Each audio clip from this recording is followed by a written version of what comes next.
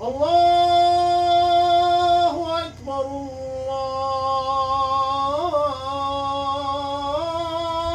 اکبر لا الہ الا اللہ.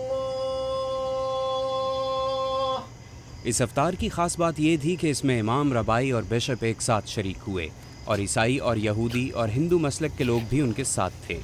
افطار کے میزبان رفعت محمود کا کہنا تھا کہ دنیا میں امن اور انسانیت کی بھلائی کے لیے ضروری ہے کہ تمام مذاہب کے لوگ ایک دوسرے کی آزادی اور حقوق کا احترام کریں.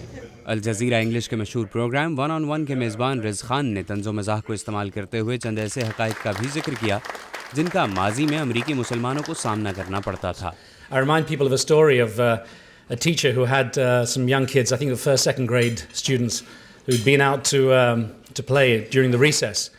And when they came back in, the teacher said, okay, now you've come back from your recess, I'm going to do a little spelling test with all of you. So she said to the first little boy there, she said, Michael, what did you do during the recess? He said, I played in the sandbox with Catherine, miss. It was great. She said, well, Michael, if you can spell sand, you can have a cookie. If you get it right, you can have a cookie. So Michael very confidently says, S-A-N-D, miss. She goes, very good, Michael. You get a cookie. Catherine, so you were playing with Michael in the sandbox. Was it fun? Yes, miss. We built sandcastles and we were laughing. And she said, well, Catherine, if you can spell box, and I warn you, it's a little tricky. And this little girl's like looking nervously at her. So if it's a little tricky, think about it. If you can get it right, you can have a cookie. So Catherine looks and says, B-O-X, miss? Very good, Catherine. You get a cookie. Mohammed, did you play in the sandbox with Catherine and Michael? Little Mohammed says, no, I wanted to, but they threw sand at me and they kept me away and they wouldn't let me play in there. She says, Mohammed, that sounds like blatant racial discrimination. If you can spell blatant racial discrimination. And of course, times have changed. وقت بدل گیا ہے مگر ایسے واقعات ہر جگہ بھی نہیں ہوتے تھے. برسوں پہلے بھی ایسے بہت سے لوگ تھے جو دوسرے مذاہب کا احترام کرتے تھے.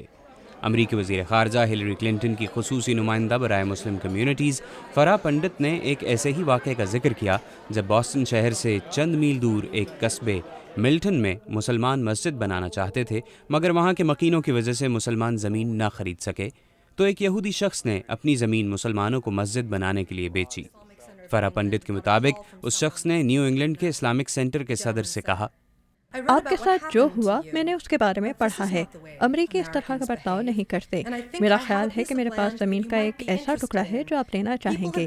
لوگ یہ زمین بہت عرصے سے خریدنا چاہتے ہیں اور میں بیچ نہیں رہا مگر میں اسے آپ کو بیچنا چاہتا ہوں تاکہ آپ کی کمیونٹی یہاں ایک مسجد اور اسکول تعمیر کر سکے اور ہمارے ساتھ امن اور عزت سے رہ سکے. افطار میں شریک تمام مذاہب کے لوگ اس وقت یک آواز ہو گئے جب ایک مہمان یہودی ربائی نے عبرانی اور عربی زبان کو ملا کر سب کے لیے سلامتی مانگی.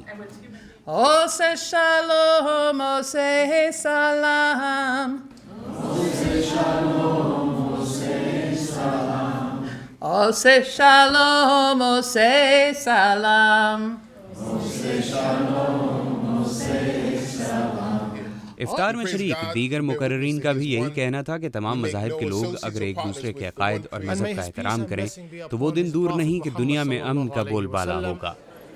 محمد Atif, Urdu VOA, Alexandria Virginia.